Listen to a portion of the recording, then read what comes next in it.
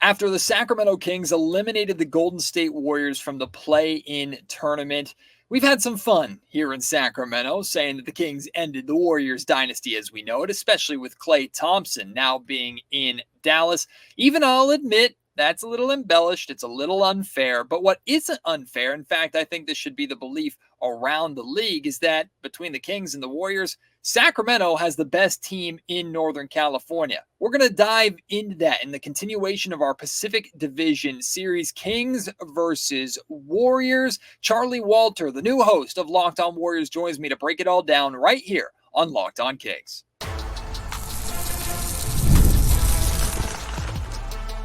You are Locked On Kings, your daily Sacramento Kings podcast, part of the Locked On Podcast Network, your team every day. And now, ladies and gentlemen, it is that time for another episode of Locked On Kings. Hello and welcome into Locked On Kings, your podcast hub for Sacramento Kings coverage all off season long. Today's episode is brought to you by FanDuel. Now through September 22nd, all FanDuel customers can bet $5 and get a 3-week free trial of NFL Sunday Ticket from YouTube and YouTube TV. Visit FanDuel.com to get started. My name is Matt George. I have the privilege of being your host here. I'm a Sacramento sports anchor and reporter for ABC 10 News, here currently in my ABC 10 sports office, enjoying some college football.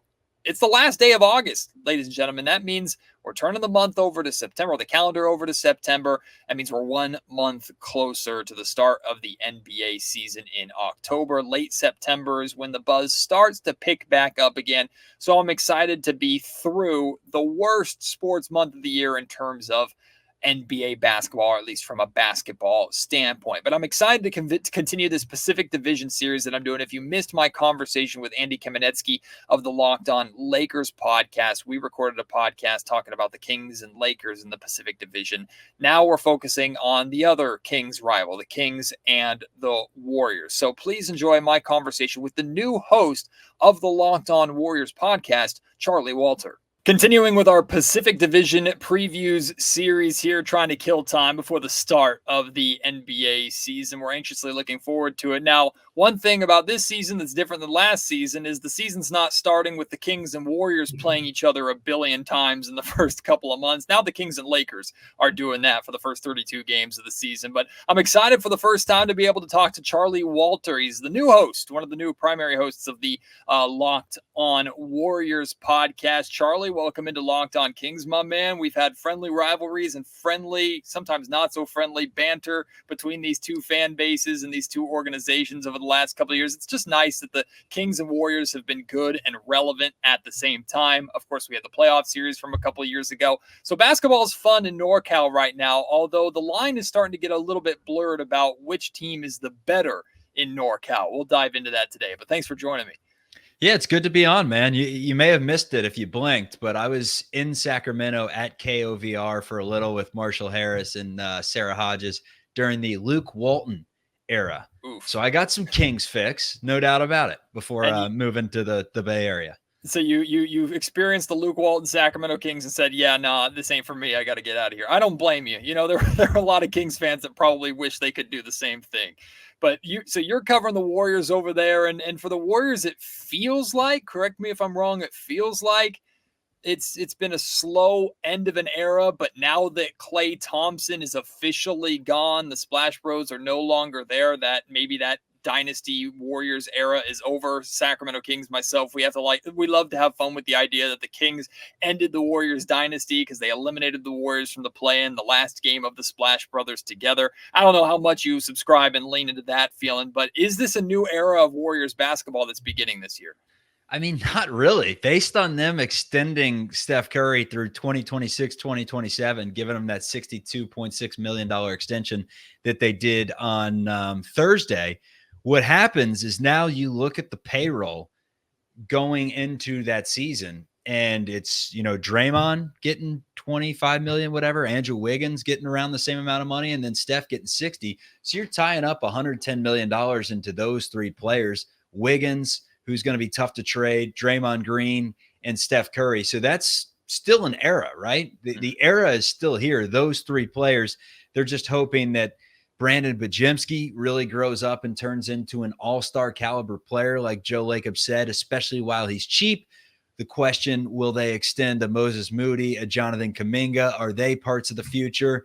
And then they have a bunch of mid-level guys, the Buddy Hields, the DeAnthony Meltons, the Kyle Andersons. Where do they fit into the fold, along with Trace Jackson Davis, Looney, Gary Payton? List goes on and on. So I would say question marks is the biggest thing going into this season. But in terms of like them flipping a page on an era, sure, Klay Thompson's gone. Absolutely. But aside from that, it feels like a little more of the same for the Warriors.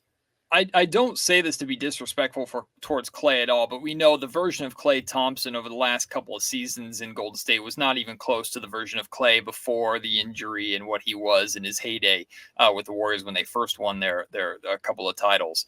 So now that Klay is gone, you mentioned the rest of the core is still kind of intact. They're, I think, replacing Klay with Buddy Hield, who we're very familiar with here in Sacramento. Is this team better, worse, or kind of the same with Klay's departure? Joe Lacob, and obviously he has to say this, he's the team owner. He thinks they're going to be significantly better than last year, partly due to the fact that they're expecting Draymond Green to not be suspended for 20 plus games. Sure. But then you add in better mid-level players than they had last year. You're losing Saric, you're losing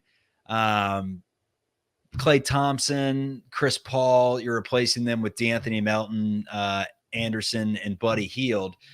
But when it comes down to it, the reason that I think they are going to be better is just due to the fact that their younger players get a year more of seasoning. The Trace Jackson Davis, the Brandon Bajemskis, and Jonathan Kuminga, Moses Moody, they get 1 year better.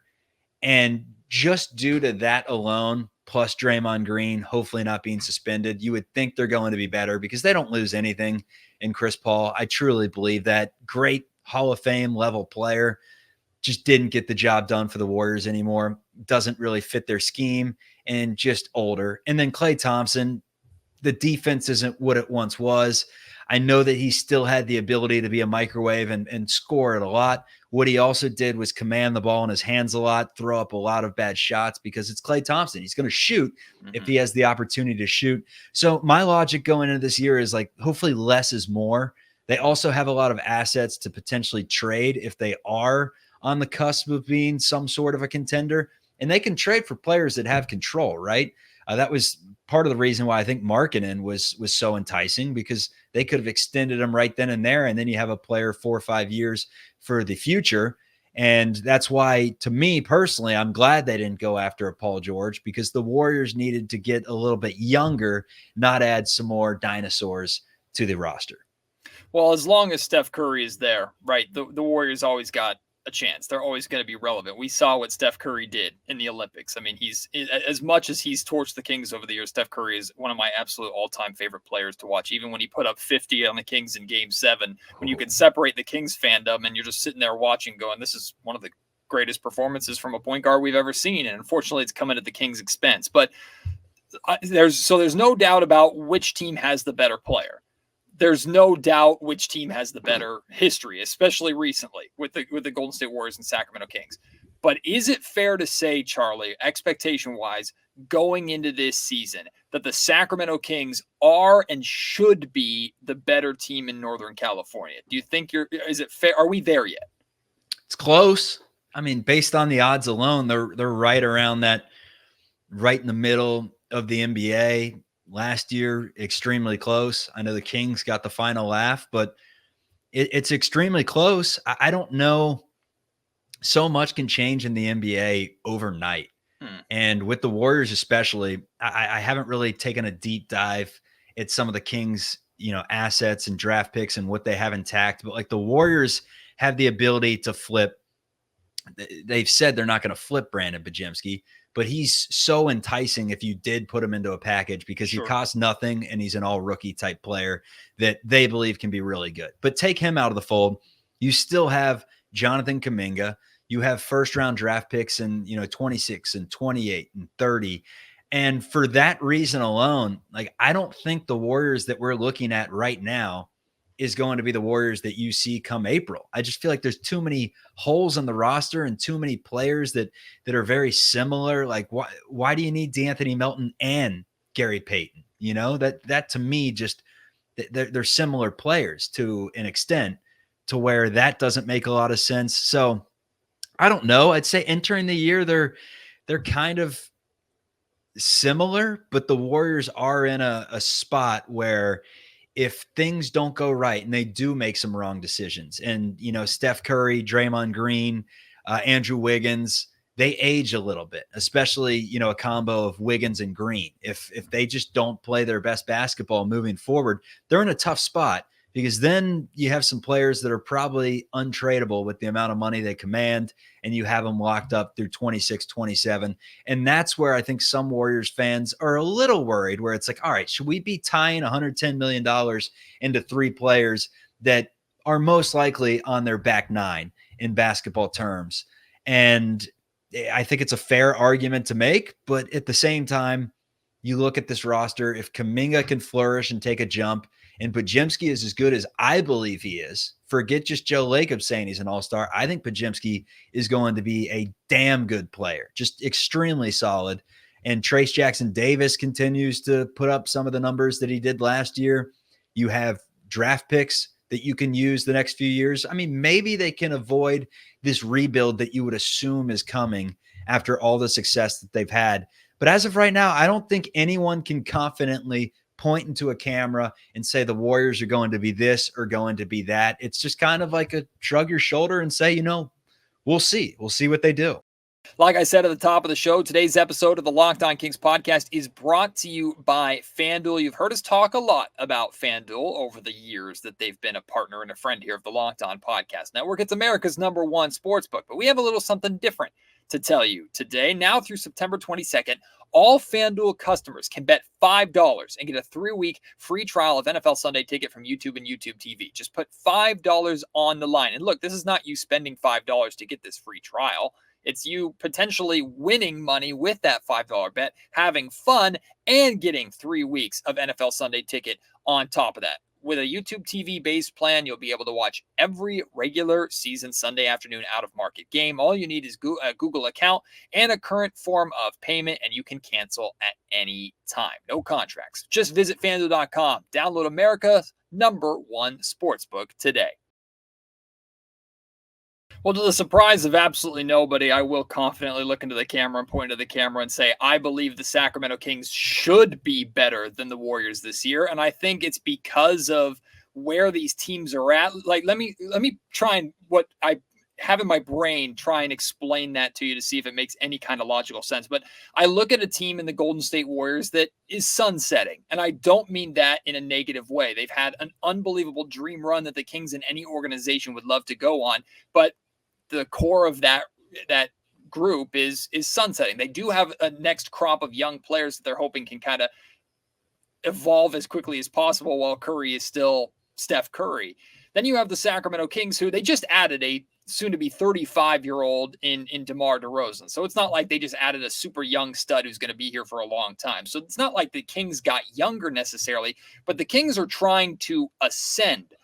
So if you look at both of those teams through those kind of that microscope or that magnifying glass, and we get to the end of the season where, let's say the both teams miss out, I think, and maybe this is just my Kings side speaking, I think it's more disappointing from the Kings standpoint, because for the Warriors, they're coming down from all the greatness. The Sacramento Kings are trying to get there, and now in back-to-back years, they failed to build upon or grow upon the momentum that they built for themselves 2 years ago. So maybe the word is not like who should be better. Maybe it's who has the most pressure to be better. I think the pressure's on the Sacramento Kings this season. I think that's a fair statement. With the Warriors, it's so much of it is about the development of the young players, and it's hard to really tell. Hindsight's always 20/20. I mean, I'm sure a bunch of people out there would say, "Oh, Shai Gilgeous-Alexander, he was when the Clippers traded him away, like they knew what they were getting into, getting Paul George, like they knew they were getting rid of a star." But the answer is no. Right. Shai Gilgeous-Alexander, I covered him when he played at Kentucky. And Kevin Knox was supposed to be the best player from Kentucky in that draft, So it's hard to look at some of these younger players in their first, second, third years and project what they're going to be. But the Warriors do have a crop of guys that are right around that age where they can really pop. And Podziemski and Jonathan Kuminga, even in maybe Moses Moody, who we've seen some videos, and he looks to have had a pretty decent offseason. I think if Moody's going to be great or a really solid player, it's going to be due to the fact that he's just a sharpshooter, that can get it up at volume and shoot at 38, 39%, which he hasn't shown the ability to do yet. But that's kind of like the question mark with Moses Moody to me, is like, can he just be a volume shooter that puts in buckets? And then that changes the trajectory of the team tremendously. The big thing with the Warriors is still no size. They're a Curry injury away from realistically being really bad, because they don't have the nucleus surrounding him to where it's like, all right, you lose your top scorer that's putting up 25 a game and has a top 10 usage rate in the NBA. Let's just put the ball in Podziemski's hands with Green on the floor, with Andrew Wiggins, with Trace Jackson Davis and Kevon Looney or something, and Buddy Hield coming off the bench, and expect that team to really make a statement in the NBA.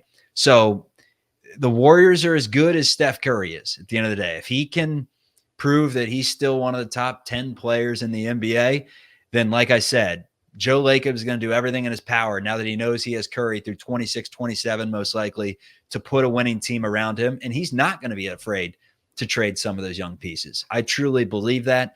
So I think with the Warriors, it's kind of wait and see mode. You see how the first couple months of the season goes, and they can tweak the roster a lot of different ways. The one thing that would be an absolute disaster is if Curry somehow gets hit by Father Time. I don't think it's going to happen, because we saw him at the Olympics and he looked just fine. But if he does, then all of a sudden he becomes untradeable, because the amount of money that he commands, like, no one's going to be picking up that contract for a third year if he, isn't an all NBA type player, or at least an all-star caliber player. Andrew Wiggins, kind of the same way. If he doesn't have a bounce back season, the Warriors are stuck with him. No one wants Andrew Wiggins and all that money that he's being paid, unless, you're essentially dumping him.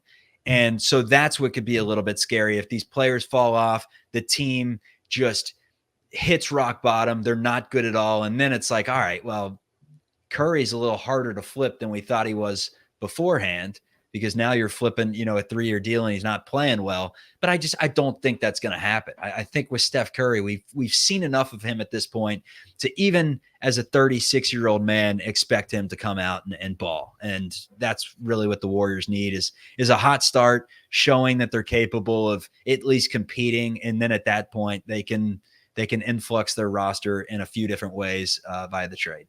Well, you sure as hell won't catch me betting against Steph Curry. I can promise you that. It's frustrating how many similarities or parallels there are between the Kings and the Warriors in all ways but success. I mean, the amount of coaches that have spent time, like Mike Malone came from the Golden State Warriors staff. Of course, Mike Brown came from the Golden State Warriors staff. Buddy Hield, former King, now with the Golden State Warriors. Like the NorCal rivalry and NorCal similarities. And here you are, these two teams that, again, one is descending, one is ascending. Both are still trying to capitalize in a very packed and difficult Western Conference, and both teams, like you were talking about earlier, with control of their assets. They both teams have the pieces to go all in if they want to. Like, they can do it at the trade deadline, they can do it next offseason, whether it's with draft picks, and we saw an element of that with both the Kings and the Warriors making aggressive and competitive offers for Lauri Markkanen with the Utah Jazz this offseason. Ultimately, I think the Warriors package was better, but I think both teams ran into the same issue of the game that Danny Ainge plays, which is he wanted Pod, and the Warriors didn't want to give up Pod. He wanted Keegan Murray. The Kings didn't want to give up Keegan Murray. So here we are. It's just interesting, Charlie, when you look at these Kings and Warriors teams and break down the similarities and the positions that they're in, they seem to always be attached to each other or right in the same boat with one another so often.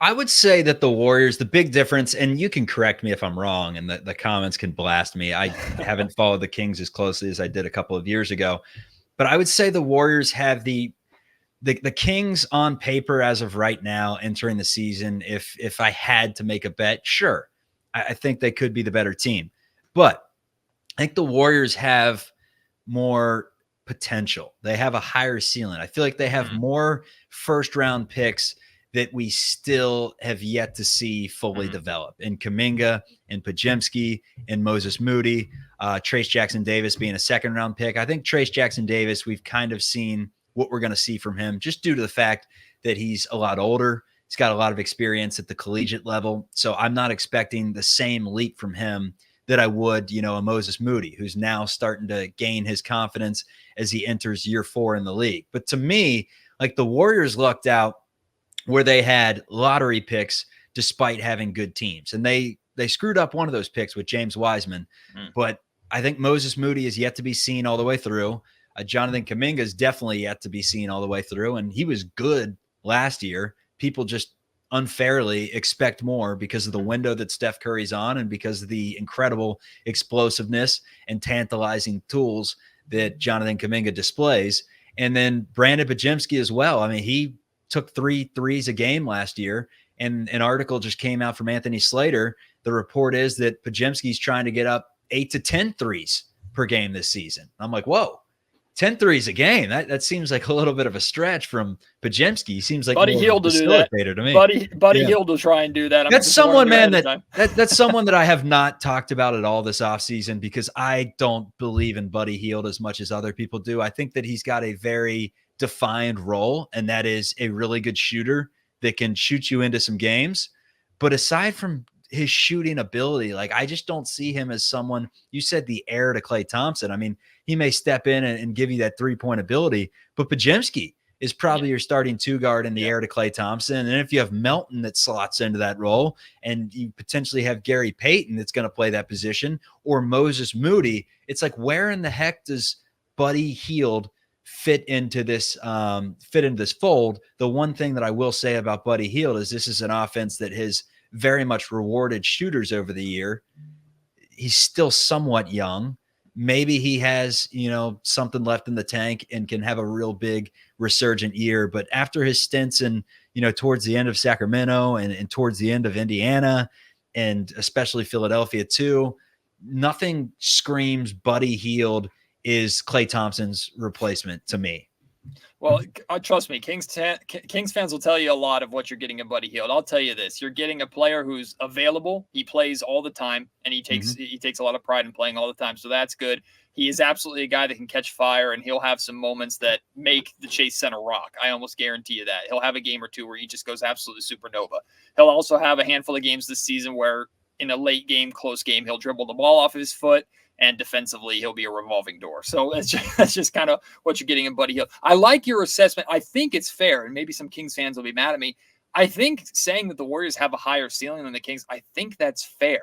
I think the Kings have a significantly higher floor than the Warriors do. So there's kind of the give and take there. But look, and this, like, full transparency, we're being honest here, right? Both teams every team is competing to actually win an NBA championship. If you're not, what the hell are you doing? And Mike Brown and De'Aaron Fox, they've brought that term up themselves. So I'm not just projecting the Kings into the championship conversation. I know the Kings still have a ways to go, even with the addition of DeMar DeRozan. So if the question is who should be the better team, I think it's the Kings. But if the question is which of these two teams is more likely to win a title and go on a championship run, to me, it's the Golden State Warriors without hesitation. And ultimately, that's where we kind of get into the next step for Sacramento that the Warriors have obviously accomplished that the Kings haven't yet, is the Kings bare minimum need to get back to the playoffs.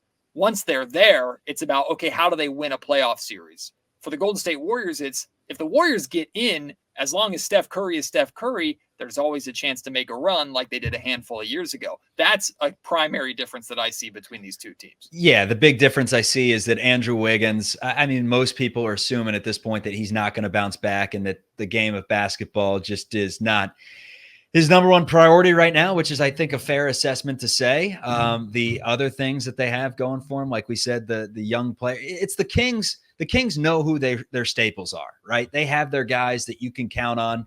And then they have a few guys, I guess, on the bench that you can point to and say, all right, well, maybe he steps it up this season and he's the dark horse that can really help the Kings turn a corner and get to an NBA championship.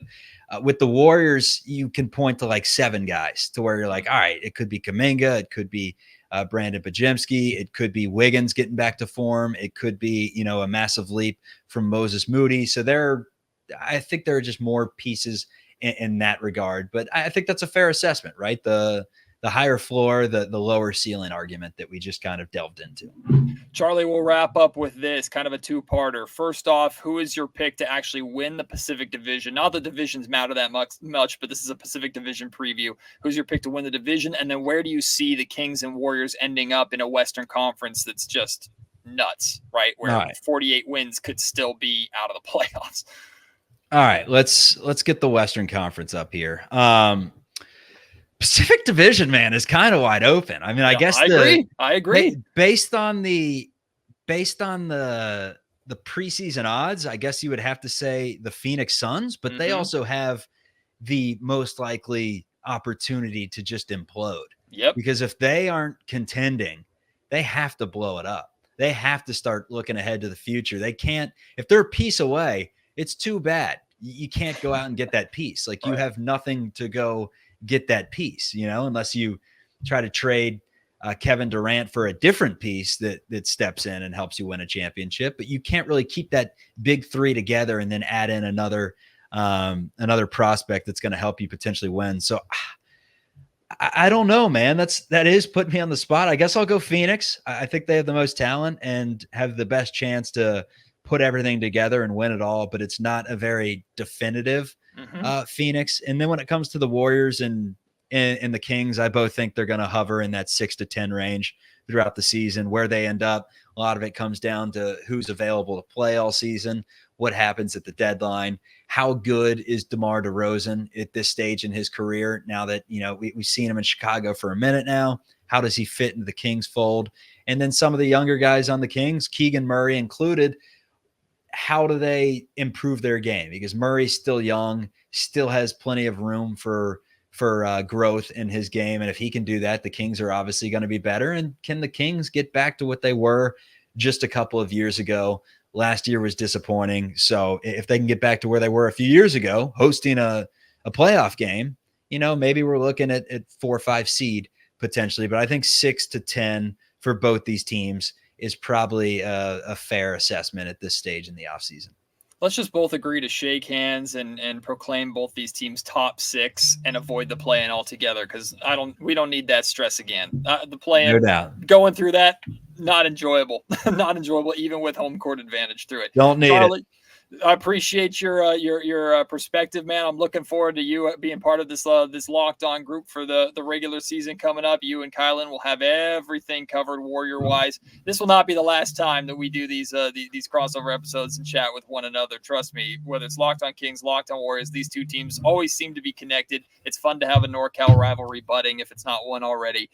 So I look forward to doing this more in the future, my guy. No doubt about it. Thanks, Matt. Thanks for having me on. Shout out to Charlie. It was a pleasure talking to him and having him on for the first time ever. I know you might not like the Golden State Warriors, but if you have any interest in the Golden State Warriors at all this season, Charlie Walter and the Locked On Warriors podcast has got you covered over there. Looking forward to building a relationship with him and doing more episodes with him as the days, weeks, and years go on. Wanted to mention really, really quickly before we wrap up some good news in regards to Kevin Huerter. The Sacramento Kings released a update on Kevin Huerter's status. I'm pulling it up here right now. Basically, is that Kings forward Kevin Huerter continues to progress through the return to play process. He has been cleared for on-court workouts, shooting drills, and a complete strength training program. He'll be reevaluated in mid-October prior to being cleared for full contact court activity. So this is good news, right? Kevin Huerter is continuing to mend. He's on the right path. He is on schedule to be able to return and be a full participant for Kings training camp and be available for the Sacramento Kings come the start of the season as expected. So this update is not groundbreaking by any means. It's just a reminder that Kevin is recovering from his shoulder and the shoulder surgery that he had to have, and he should be back to 100% for the start of this season, which of course is great news for the Sacramento Kings. So it was fun to get that update this week. Appreciate your support as always here of the Locked On Kings podcast. I still have 2 more Pacific Division previews coming with the LA Clippers and with the Phoenix Suns. So keep an eye out for those, plus more great content coming here as we turn the calendar over to September, get through this month, and then we're in October, which is the start of Kings season, baby. Cannot wait. Appreciate your support as always. Can't wait to have you join me on the next episode of Locked On Kings. Until then, my name is Matt George. You've been listening to the Locked On Kings podcast, part of the Locked On Podcast Network.